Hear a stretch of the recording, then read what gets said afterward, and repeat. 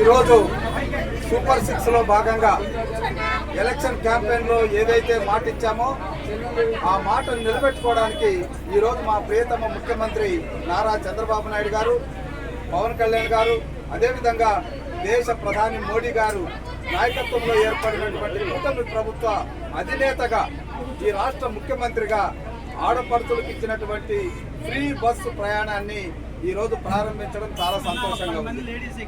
Telugu Desam party అంటేనే మహిళలు, మహిళలు అంటేనే తెలుగుదేశం పార్టీ. ఆనాడు స్వర్గీయ నందమూరి తారక రామారావు గారు ఆడపడుతులకు ఆస్తి ఇచ్చారు. అదే చంద్రబాబు నాయుడు గారు డాక్రా సంఘాలు పెట్టి ఆర్థికంగా నిలదొక్కునేటట్టు చేశారు.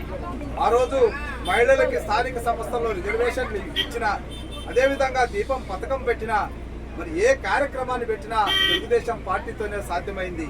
ఈరోజు సూపర్ 6 లో భాగంగా మహిళలకి ఆర్టీసీ ప్రయాణాన్ని ఫ్రీగా ఇవ్వడం అన్నటువంటిది ఒక అద్భుతమైనటువంటి అవకాశం.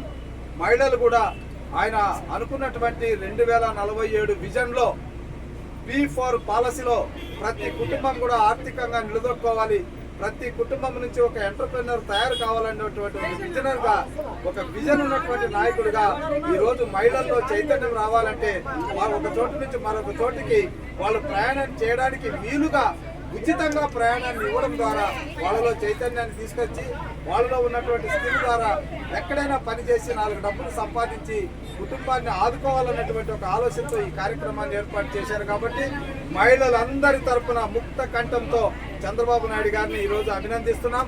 చంద్రబాబు నాయుడు గారికి రుణపడి ఉంటాం. ఆయన ఈ కూటమి ప్రభుత్వ నేతగా చిరకాలంగా ఉండాలని మా మహిళలందరూ కూడా కోరుతున్నారు. తెలంగాణ ప్రభుత్వం